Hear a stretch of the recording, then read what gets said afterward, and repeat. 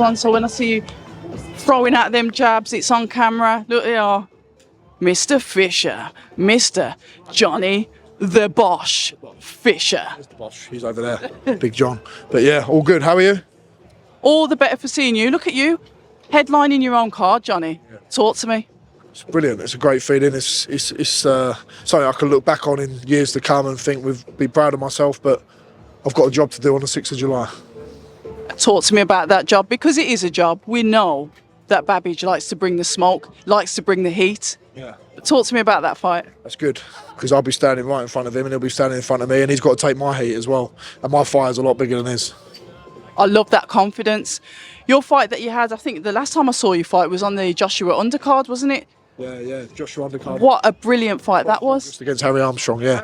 We spoke before that, I remember, at the press conference as well, yeah. Really good fight. Credit to Harry Armstrong, he brought the fight. He really thought he was going to win that, because he thought he's got a little bit more box for England, had 50, 60 amateur fights, but having amateur fights is great, but you've got to learn on the job as well, and you've got to transition into being a professional. And I've got power, and I showed a bit of finesse and a little bit of know-how to, once I unloaded on him, I've got to take a little bit of educated pressure and then go for the victory, go for the knockout in the 7th.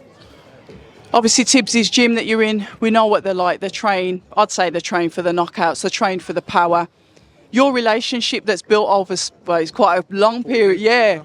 Talk to us about that, because everyone loves a bit of Tibbsy, don't they? Yeah, definitely. Mark Tibbs is a great character, a great man, even away from boxing.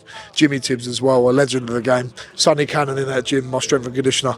We built a great relationship, and that's a good part of being a coach. You've got to be able to build a relationship with your fighters, and forget Mark's boxing skill, he's a great man as well. The preparation for this fight, would you say that it's been any different to any of the other fights that you've prepared for, Johnny? Just sparring's different, the sparring you bring in, but I'm always trained diligently. I'm always up for it, so that's never going to change. When that does change, that's when you've got an issue. You should be up for every single fight that you have.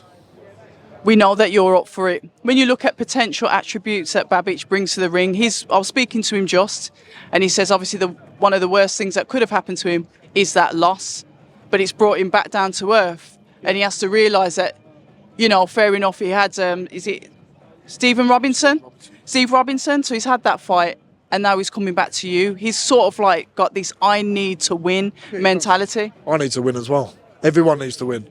That's what it's all about, isn't it? Whatever you do, whether you're a boxer, whether you're a footballer, or you've got a job, you want to win at every interaction you've got. So it's no different for me.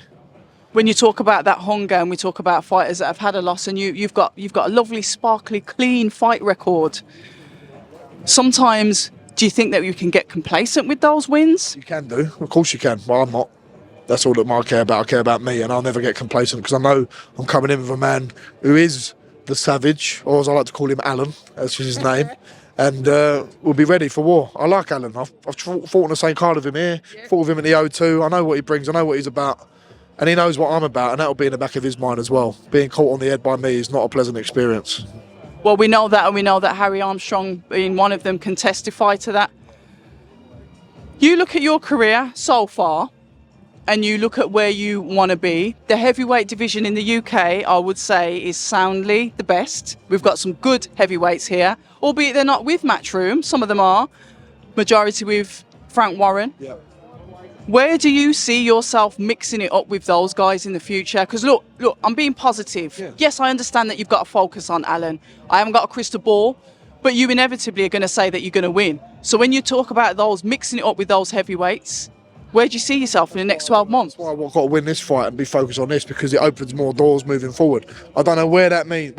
That it wins an English title or a British title.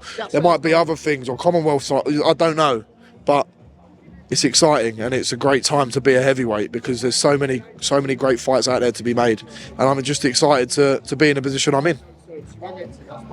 The fight's on the weekend. Yeah. Can you speak to me about Daniel Dubois versus Filip Hrgovic?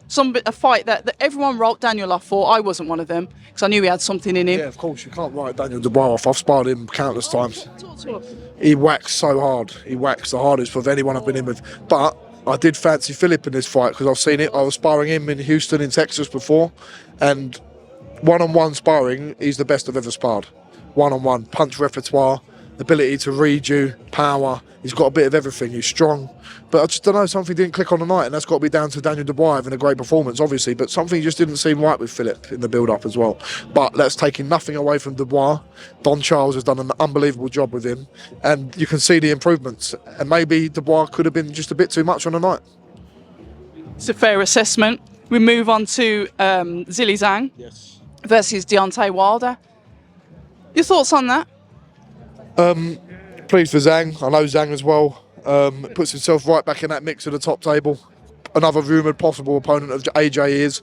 But I'd like to see Wilder retire with his faculties intact. I'm not telling him what to do because I'm in no position to tell him what to do. He's done more than I can ever dream of doing.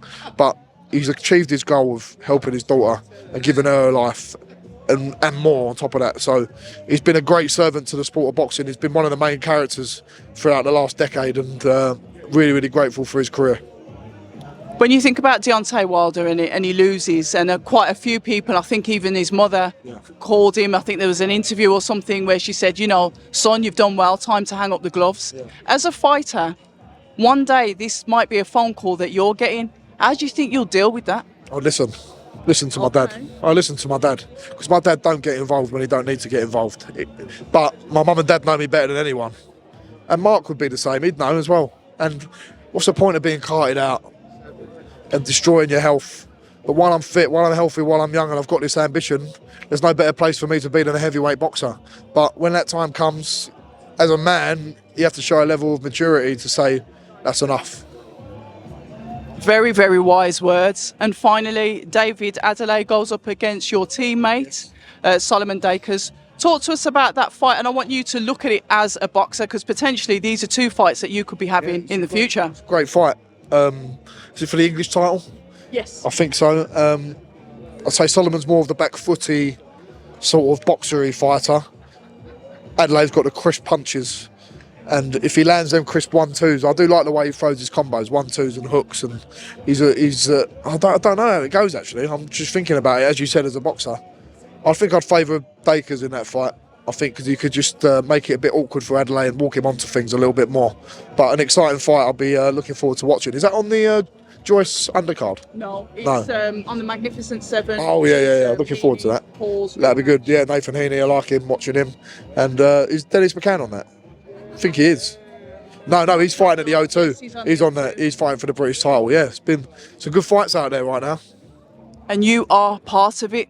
But listen, enjoy the rest of your day. Thank you so much for your time and giving me your time, actually, because I know you've done like 700 interviews, haven't you? It's always got time to talk to you. Thank you very much. People say I'm toxic, and honestly, I don't care.